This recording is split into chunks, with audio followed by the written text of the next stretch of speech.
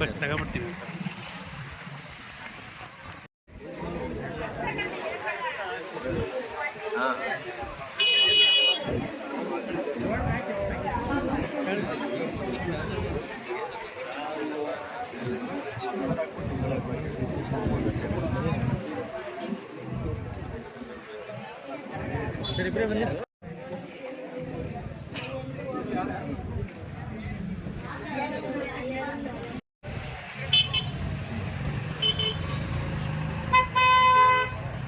ನಮಸ್ಕಾರ.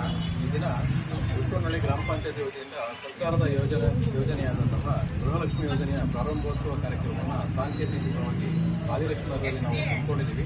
ಈ ಸಭೆಯನ್ನು ಪ್ರಾರ್ಥನೆ ಮುಖಾಂತರ ಶುರು ಮಾಡಬೇಕು ಅಂತ ಹೇಳ್ಬಿಟ್ಟು ಸರ್ವಮಂಗಳವನ್ನು ನಾವು ವ್ಯಕ್ತಿಯನ್ನು ಬರಮಾಡ್ತೀವಿ.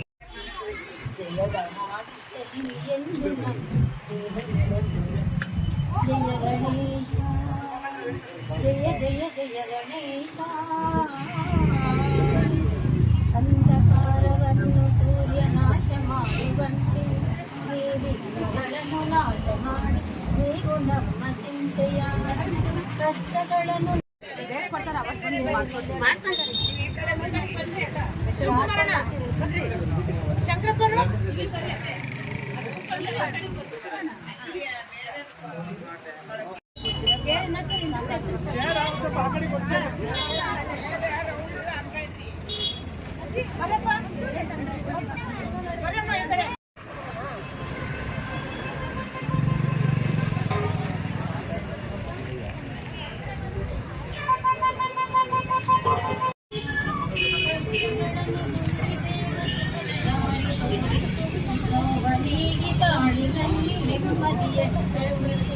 ರೋಗನಿಗೆ ಬಾಳಿನಲ್ಲಿ ನೆಮ್ಮದಿಯನ್ನು ಕರುಣಿಸು. ಜಯ ಗಣೇಶ ಜಯ ಗಣೇಶ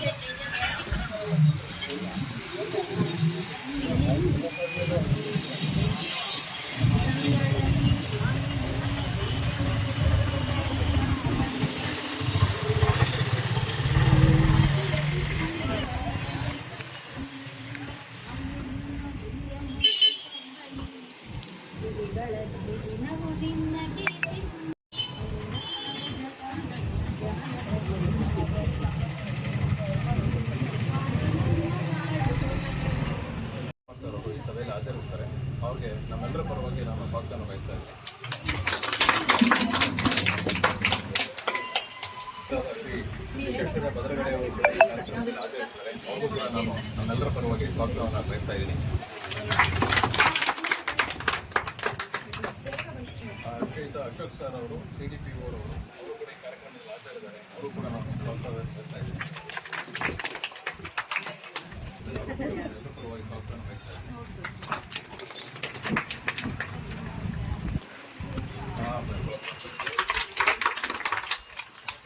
ಸಭೆಯಲ್ಲಿ ಉಪಸ್ಥಿತರಿದ್ದಾರೆ. ಅವರು ಕೂಡ ಸ್ವಾಗತವನ್ನು ಬಯಸ್ತಾ ಇದ್ದಾರೆ. ಶ್ರೀಯುತ ಶಂಕರಪ್ಪ ಅವರು ಕೂಡ ಈ ಕಾರ್ಯಕ್ರಮದಲ್ಲಿ ಹಾಜರಿದ್ದಾರೆ. ಅವರು ಕೂಡ ನಾನು ಸ್ವಾಗತವನ್ನು ಬಯಸ್ತಾ ಇದ್ದೀನಿ. ಶ್ರೀಯುತ ಷಡಕ್ಷರಿ ಸರ್ ಅವರು ತಾಲೂಕು ಸರ್ವೇಯರು, ಅವರು ಈ ಕಾರ್ಯಕ್ರಮದಲ್ಲಿ ಉಪಸ್ಥಿತರಿದ್ದಾರೆ.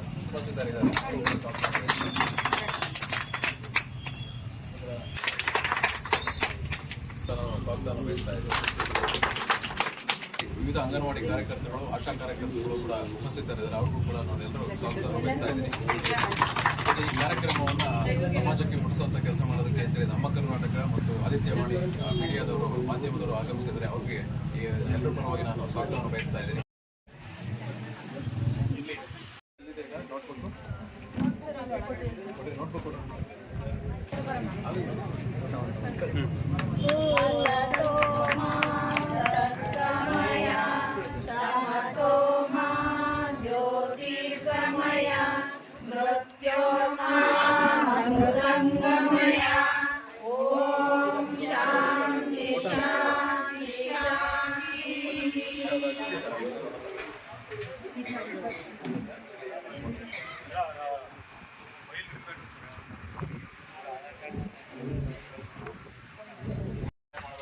ನೋಟ್ಬುಕ್ ಪರವಾಗಿ ನಾನು ಸ್ವಾಗತವನ್ನು ಬಯಸ್ತಾ ಇದ್ದೀನಿ.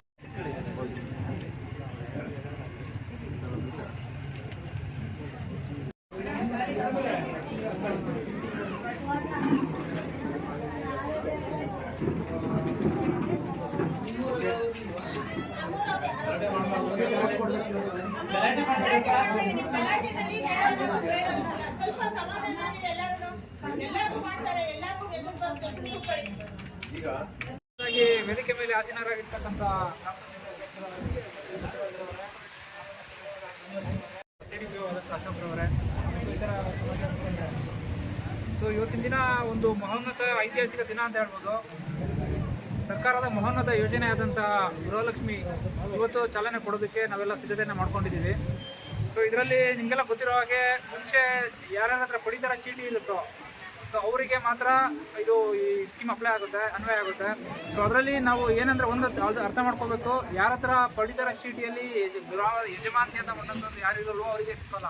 ಯಾರು ಗೃಹದ ಯಜಮಾಂತಿ ಅಂತ ಒಂದೊಂದು ಕಾರ್ಡಲ್ಲಿ ಮೆನ್ಷನ್ ಆಗಿರುತ್ತೆ ಅವ್ರಿಗೆ ಮಾತ್ರ ಇದು ಸ್ಕೀಮ್ ಇರೋದು. ಸೊ ಇದರರ್ಥ ತಮ್ಮಲ್ಲಿ ಎಲ್ಲರ ಹತ್ರನೂ ಪಡಿತರ ಚೀಟಿ ಇದೆ. ಸೊ ತಾವೆಲ್ಲರಿಗೂ ಸಿಗುತ್ತೆ ಈ ಸ್ಕೀಮ್ದು ಫಲಾನುಭವಿಗಳು ಹಾಗೆ ಆಗ್ತೀರಾ. ಸೊ ಈಗ ನೀವು ಒಂದು ಅರ್ಥ ಮಾಡ್ಕೋಬೇಕು, ಎಲ್ಲರೂ ಒಂದೇ ದಿನ ಬಂದ್ಬಿಟ್ಟು ಇಲ್ಲಿ ಅಪ್ಲೈ ಮಾಡೋಂಗಿರಲ್ಲ ಇದು. ಸೊ ಎಲ್ಲರಿಗೂ ತಮಗೆ ದಿನಕ್ಕೆ ಒಂದೊಂದು ಗ್ರಾಮವನ್ನು ಸೆಂಟ್ರಲ್ಲಿ 60 ಜನಕ್ಕೆ ಅಂತ ಅಂತಂದು ಪ್ಲಾನ್ ಮಾಡಿರೋದು. ಸೊ ಅವ್ರು ತಮ್ಮೆಲ್ಲರಿಗೂ ಮೆಸೇಜ್ ಬರುತ್ತೆ. ಸೊ ಯಾರು ಗಾಬರಿ ಕೊಡೋದು ಬೇಕಿರಲ್ಲ, ಪ್ರತಿಯೊಬ್ಬರಿಗೂ ಸಿಗುತ್ತೆ. ಇವತ್ತಲ್ಲ ನಾಳೆ ತಮ್ಮ ಮೆಸೇಜ್ ಬಂದೇ ಬರುತ್ತೆ. ಮೆಸೇಜ್ ಬಂದಿಲ್ಲ ಅಂತಂದ್ರೂ ನಮ್ಮ CDPO ಅವ್ರು ಹೇಳ್ತಾರೆ ಯಾವ ಥರ ನಿಮಗೆ ಮೆಸೇಜ್ ಬರೋಂಗೆ ಯಾವ ಥರ ಮಾಡ್ಕೋಬೇಕಂತ ಹೇಳ್ತಾರೆ. ಸೊ ಹಾಗಾಗಿ ಎಲ್ಲರೂ ಶಾಂತ ರೀತಿಯಿಂದ ಜನಕ್ಕೆ ಮೆಸೇಜ್ ಯಾರಿಗೂ ಹೋಗಿದೆ, ಯಾರು ಬಂದು ತಗೋಬೇಕು ಅನ್ನೋದು ಗೊಂದಲ ಇರುತ್ತೆ. ಸೊ ಅದೆಲ್ಲ ತಾವು ಕಾಣ್ತಾ ಇದ್ದೀರಾ. ಬೆಳಿಗ್ಗೆ 9 ನಾವು ಸ್ಟಾರ್ಟ್ ಮಾಡ್ಬೇಕಂತ ಇದ್ವಿ, ಬಟ್ ಅಗೇನ್ ಸ್ವಲ್ಪ ಜನ ಬಂದಿಲ್ಲ. ಇಲ್ಲಿ ಯಾರ್ಯಾರಿಗೆ ಮೆಸೇಜ್ ಹೋಗಿದೆ ಅವ್ರು ಬಂದಿಲ್ಲ, ಫಲಾನುಭವಿಗಳು ಯಾರು ಆಗ್ಬೇಕಂತ ಇದ್ದಾರೆ ಅವ್ರು ಬಂದಿಲ್ಲ ಇವತ್ತು. ಸೊ ಅದಂಗೆ ಒಂದು ಐತಿಹಾಸಿಕ ದಿನ.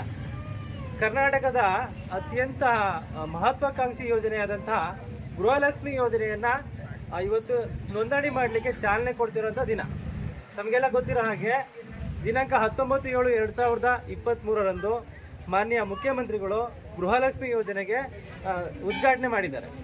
ಅದೇ ರೀತಿ ಈ ದಿನ 20ನೇ ತಾರೀಕು 7ನೇ ತಿಂಗಳು 2023 ಇಡೀ ಕರ್ನಾಟಕದಾದ್ಯಂತ ಗೃಹಲಕ್ಷ್ಮಿ ಯೋಜನೆಯನ್ನು ನೋಂದಣಿ ಮಾಡಲಿಕ್ಕೆ ಚಾಲನೆ ಮಾಡಲಾಗಿದೆ.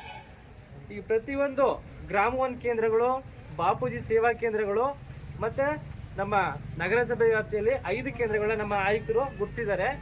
ಆ ಒಂದು 5 ಕೇಂದ್ರಗಳಲ್ಲಿ ನಿಮಗೆ ಗೃಹಲಕ್ಷ್ಮಿ ಯೋಜನೆಯ ನೋಂದಣಿ ಪ್ರಕ್ರಿಯೆಯನ್ನು ಮಾಡಿಕೊಡ್ಲಾಗ್ತದೆ. ಇದರ ಬಹಳ ಮುಖ್ಯವಾದ ಅಂಶ ಯಾವುದಂತಂದ್ರೆ, ಈ ಯೋಜನೆ ಬಹಳ ಮುಖ್ಯ ಉದ್ದೇಶ ಏನಂತಂದ್ರೆ ಬಡ ಹೆಣ್ಣು ಮಕ್ಕಳಿಗೆ ಆರ್ಥಿಕ ಸಹಾಯ ಮಾಡುವಂಥದ್ದು ಸರ್ಕಾರದ ಉದ್ದೇಶ ಆಗಿದೆ. ಹೀಗಾಗಿ ಇವತ್ತು ಸ್ತ್ರೀ ಸ್ವಾವಲಂಬಿತ್ವ ಅಂತ ಹೇಳಿದ್ರೆ ತಮ್ಮ ಸ್ವಂತ ಕಾಲುಗಳಲ್ಲಿ ನಿಂತ್ಕೊಂಡು ತಾವು ಒಬ್ಬ ಜವಾಬ್ದಾರಿಯುತವಾದ ವ್ಯಕ್ತಿಯಾಗಿ ಸಮಾಜದಲ್ಲಿ ಮುಂದೆ ಬರಬೇಕು ಅಂತ ಅಂದ್ಬಿಟ್ಟು ಒಂದು ಆಶಾ ಇರೋದ್ರಿಂದನೇ ಈ ಸ್ಕೀಮ್ನ ದಾರಿ ತರ್ತಾ ಇರೋದು. ಸೊ ಇದಕ್ಕೋಸ್ಕರ ತಮ್ಮೆಲ್ಲರ ಸಹಕಾರ ಬಹಳ ಅಗತ್ಯ. ನಮ್ಮ ಗ್ರಾಮವನ್ನು ನೋಡ್ಕೊತಾ ಇರೋದು ದೇವರಾಜನು ಇದೇ ಥರ ಅವ್ರಿಗೂ ಈ ಗ್ರಾಮವನ್ನಂತ ಸ್ಕೀಮ್ ತಂದಿದ್ದು ಮುಂಚೆ ಯಾವ ಥರ ಅಂದರೆ ಅವರು ಸ್ವಂತ ಕಾಲುಗಳ ಮೇಲೆ ನಿಂತ್ಕೊಳ್ಳಿ, ಯಾರ ಮೇಲೆ ಡಿಪೆಂಡ್ ಆಗ್ದಲ್ಲ ಇರಲಿ ಅಂತ ಅಂದ್ಬಿಟ್ಟು ಇದೇ ಥರ ಹೊಸ ಸ್ಕೀಮ್ಸ್ಗಳು ಬರುತ್ತೆ. ಇದರಿಂದ ಕರ್ನಾಟಕ ಸರ್ಕಾರ ಆ ಮಹಿಳೆಯರಿಗೆ ಆರ್ಥಿಕವಾಗಿ ಸಹಾಯಕ ಆಗಲಿ ಅಂತೇಳಿ ಈ ಒಂದು ಮಹತ್ವಾಕಾಂಕ್ಷಿ ಯೋಜನೆಯನ್ನು ಜಾರಿಗೆ ತಂದಿದೆ.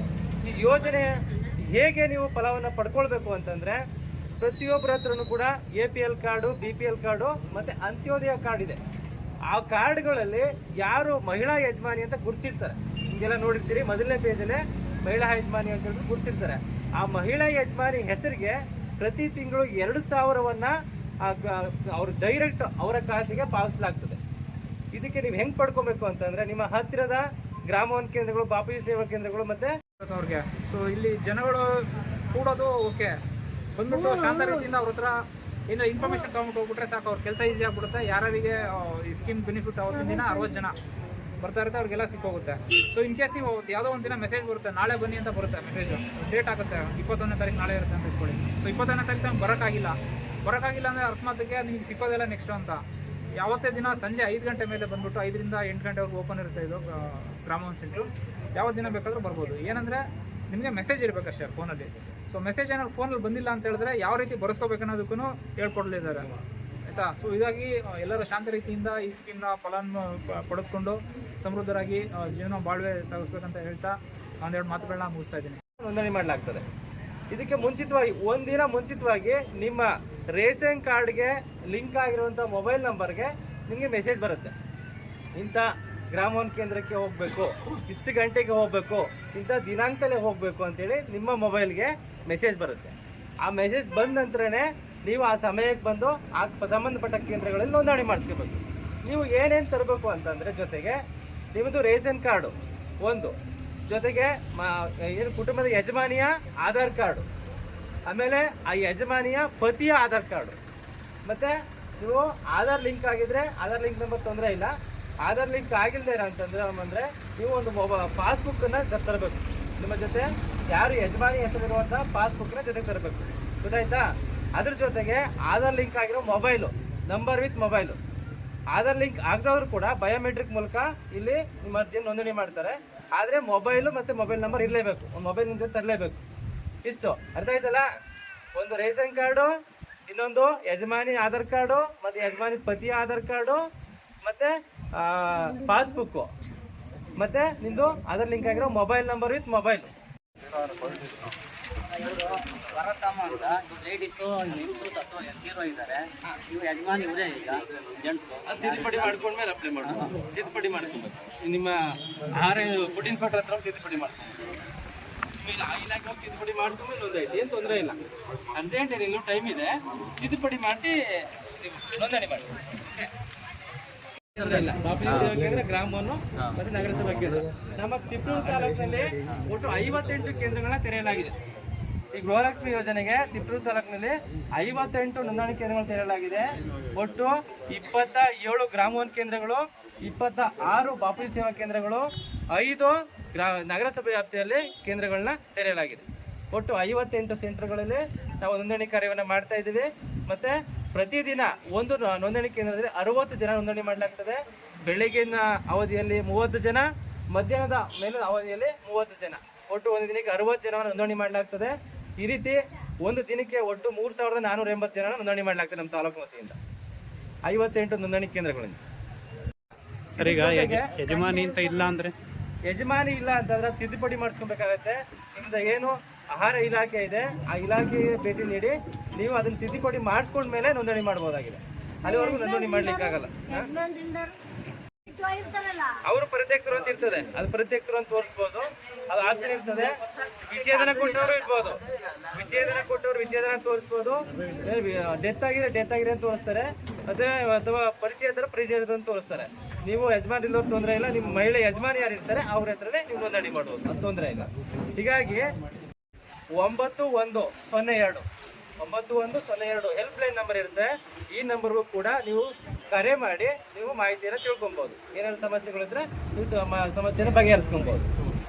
ಇಷ್ಟು ಯೋಜನೆ ಮಾಹಿತಿ. ಇನ್ನೇನಾದ್ರೂ ಡೌಟ್ ಇದ್ರೆ ಕೇಳ್ಬೋದು, ದಯವಿಟ್ಟು ಏನಾದ್ರು ಅನುಮಾನಗಳಿದ್ರೆ ಕೇಳಿ.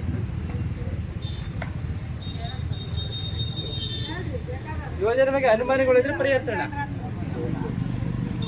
ಒಂದು ಬಹಳ ಮುಖ್ಯ ತಿಳ್ಕೊಳ್ಳಿ, ಮೆಸೇಜ್ ಬರ್ದೇನೆ ಯಾವುದೇ ಕೇಂದ್ರದಲ್ಲಿ ನೋಂದಣಿ ಆಗಲ್ಲ.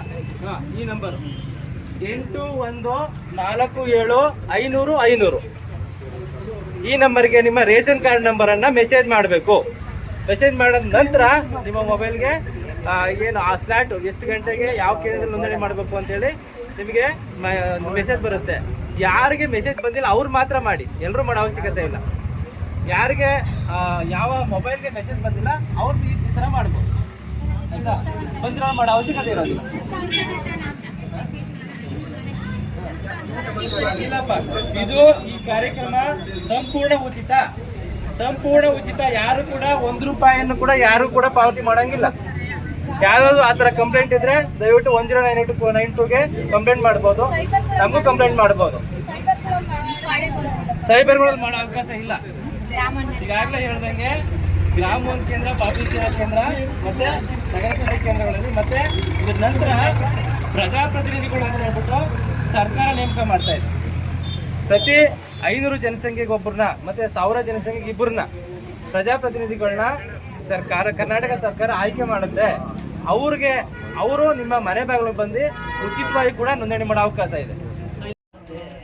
ಅವರ ಯಜಮಾನಿ ಮತ್ತೆ ಯಜಮಾನಿ ಗಂಡ ಆಗಿರಬಾರ್ದು. ಮತ್ತೆ GST ಪಾವತಿ ಮಾಡುವಂಥವ್ರು ಯಾರು ಯಜಮಾನಿ ಮತ್ತೆ ಯಜಮಾನಿ ಗಂಡ GST ಅನ್ನು ಪಾವತಿ ಮಾಡಬಾರ್ದು. ಇವೆರಡೇ ಇರೋದು ನಿಯಮಗಳು. ಒಂದು ಐ ಟಿ ರಿಟರ್ನ್ಸ್ನ ಮಾಡಬಾರ್ದು, ಮತ್ತೆ GST ಅನ್ನ ಪಾವತಿ ಮಾಡಬಾರ್ದು. ಗಂಡ ಮತ್ತೆ ಹೆಂಡತಿ ಅವ್ರ ಮಕ್ಕಳು ಮತ್ತೆ ಸೊಸೆ ಮಾಡಿದ್ರು ಕೂಡ ಏನ್ ಸಮಸ್ಯೆ ಇಲ್ಲ. ಅವ್ರ ಮಕ್ಕಳು ಸೊಸೆ ಮಾಡಿದ್ರೆ ಅವ್ರ ಅಮ್ಮಂಗೆ ಎಲಿಜಿಬಲ್ ಇದೆ, ಏನ್ ಸಮಸ್ಯೆ ಇಲ್ಲ. ನಮಗಿಲ್ಲಿ ಎರಡೇ ರಿಜೆಕ್ಟ್ ಆಗುವಂಥದ್ದು. ಒಂದು ಯಜಮಾನಿ ಪತಿ, ಇವರಿಬ್ರು ಕೂಡ G S T I T return ಮಾಡಬಾರ್ದು ಮತ್ತು ಜಿ ಎಸ್ ಟಿ ಪಾವತಿ ಮಾಡಬಾರ್ದು. ಇದು ಇವೆರಡೇ ಮಾನದಂಡ ನಿಮಗೆ ಅರ್ಹ ಆಗದೆ ಇರೋದಕ್ಕೆ. ಇದು ಬಿಟ್ಟರೆ ಎಲ್ಲರೂ ಕೂಡ ಅರ್ಹ ಆಗ್ತೀರಿ. APL BPL ಅಂತ್ಯೋದಯ ಕಾರ್ಡು ಯಾರು ಯಾವ ಕಾರ್ಡ್ ಇದ್ರು ಕೂಡ ಆ ಕಾರ್ಡ್ನಲ್ಲಿ ಯಜಮಾನಿ ಅಂತ ಗುರುತಿರೋ ಅಂಥವ್ರಿಗೆ ಆ ಖಾತೆಗೆ 2,000ವನ್ನ ಆಗಸ್ಟ್ 15 ನಂತರ ಪಾವತಿಸಲಾಗ್ತದೆ. ಈಗ ಇವತ್ತು 20ನೇ ತಾರೀಕಿಂದ 15ನೇ ತಾರೀಕುವರೆಗೂ ಕೂಡ ನಿಮ್ಮ ಕೇಂದ್ರ ಗ್ರಾಮವನ್ನು ಮತ್ತು ಬಾಬು ಸೇವಾ ಕೇಂದ್ರಗಳಲ್ಲಿ ನೋಂದಣಿ ಪ್ರಕ್ರಿಯೆ ನಡೆಯುತ್ತೆ. ಆ ನಂತರ ಏನು ಅಂತಿಮ ದಿನಾಂಕ ಯಾವುದೂ ಇರಲ್ಲ. ಇದು ವರ್ಷ ಪೂರ್ತಿ ನೋಂದಣಿ ಮಾಡ್ಬೋದಾಗಿದೆ. ಯಾರು ಭಯ ಪಡೋ ಅವಶ್ಯಕತೆ ಇಲ್ಲ. ಯಾವಾಗ ಬಂದ್ರು ಬೇಕಾದ್ರೂ ನೋಂದಣಿ ಮಾಡ್ಬೋದು. ಮತ್ತೆ ನಿಮಗೆ ಮೆಸೇಜ್ ಬಂತು, ನೀವು ಮೆಸೇಜ್ ಬಂದಾಗ ನೀವು ನೋಡ್ಕೊಳ್ಳಿಲ್ಲ, ಹಾಗೇನು ಮಾಡೋದು? ನಮ್ಗೆ ಗೊತ್ತಾಗಲಿಲ್ಲ ಸರ್, ನಾವೊಂದು ಆ ಟೈಮಲ್ಲಿ ಬಂದು ನೋಂದಣಿ ಮಾಡಲಿಲ್ಲ. ಅವಾಗ ನಾವೇನು ಮಾಡಬೇಕು? ನಿಮಗೆ ಯಾವ ಕೇಂದ್ರದಿಂದ ಮೆಸೇಜ್ ಬಂದಿರ್ತದೆ, ಯಾವ ಗ್ರಾಮೋನ್ ಕೇಂದ್ರದಿಂದ, ಬಾಬು ಸೇವಾ ಕೇಂದ್ರ ಅಥವಾ ನಗರಸಭೆ ಕೇಂದ್ರದಿಂದ ಮೆಸೇಜ್ ಬಂದಿರ್ತದೆ, ಅದೇ ಸಂಬಂಧಪಟ್ಟ ಕೇಂದ್ರಕ್ಕೆ 5 ಗಂಟೆ ನಂತರ, ಯಾವ ದಿನ ಬೇಕಾದರೂ 5 ಗಂಟೆ ನಂತರ, 5 ಗಂಟೆ 8 ಗಂಟೆ ತೆರೆದಿರ್ತವೆ, 5 ಗಂಟೆ ನಂತರ ಬಂದು ಅದೇ ಕೇಂದ್ರದಲ್ಲಿ ನೋಂದಣಿ ಮಾಡಿಸ್ಬೇಕು. ಕ್ಲಿಯರಾ? ಇಷ್ಟು ಮಾನದಂಡ ಆಗಿರ್ತದೆ. ಮತ್ತೆ ಒಂದು ವೇಳೆ ಈಗ ಕೆಲವರು ಪ್ರಶ್ನೆ ಕೇಳ್ತಾರೆ, ನಮ್ಮದು ಮೊಬೈಲ್ ನಂಬರ್ ಇಲ್ಲ, ಮೊಬೈಲ್ ನಂಬರ್ ಡೆಡ್ ಆಗಿಬಿಟ್ಟಿದೆ, ಆಗ ನಾವೇನು ಮಾಡಬೇಕು ಸರ್? ಆಗ ನೀವು ಒಂದು ಏನಿಲ್ಲ, ತೊಂದರೆ ಇಲ್ಲ. ನಿಮ್ಮ ಮೊಬೈಲ್ ನಂಬರಿಂದ 8147 ಬರ್ಕೊಳ್ಳಿ. ಯಾಕಂದರೆ 81 ಇಲ್ಲಿ ಡಿಸ್ಪ್ಲೇ ಕೂಡ ಮಾಡ್ತಾರೆ, 8147 500 ಈ ನಂಬರ್ಗೆ ನಿಮ್ಮ ರೇಷನ್ ಕಾರ್ಡ್ ನಂಬರ್ನ ಟೈಪ್ ಮಾಡಿ ಮೆಸೇಜ್ ಮಾಡಿದ್ರೆ ಆಯಿತು. ಜಸ್ಟು ಈ 8147 500 ಈ ನಂಬರ್ಗೆ ನಿಮ್ಮ ರೇಷನ್ ಕಾರ್ಡ್ ನಂಬರ್ನ ಮೆಸೇಜ್ ಮಾಡಿದ್ರೆ ನಿಮಗೆ ಯಾವ ಕೇಂದ್ರದಲ್ಲಿ ಅರ್ಜಿ ಹಾಕಬೇಕು, ಎಷ್ಟು ಗಂಟೆಯಲ್ಲಿ ಎಷ್ಟು ಸಮಯದಲ್ಲಿ ಅರ್ಜಿ ಹಾಕಬೇಕು ಅನ್ನೋದು ನಿಮ್ಮ ಅದೇ ನಂಬರ್ಗೆ ಮೆಸೇಜ್ ಬರುತ್ತೆ. ಆಗ ನೀವು ಆ ಮೆಸೇಜ್ನ ತೊಗೊಂಡ್ಬಂದು ಸಂಬಂಧಪಟ್ಟ ಕೇಂದ್ರಗಳು ಅರ್ಜಿ ಹಾಕ್ಬೋದು. ಇಷ್ಟು. ಮತ್ತೆ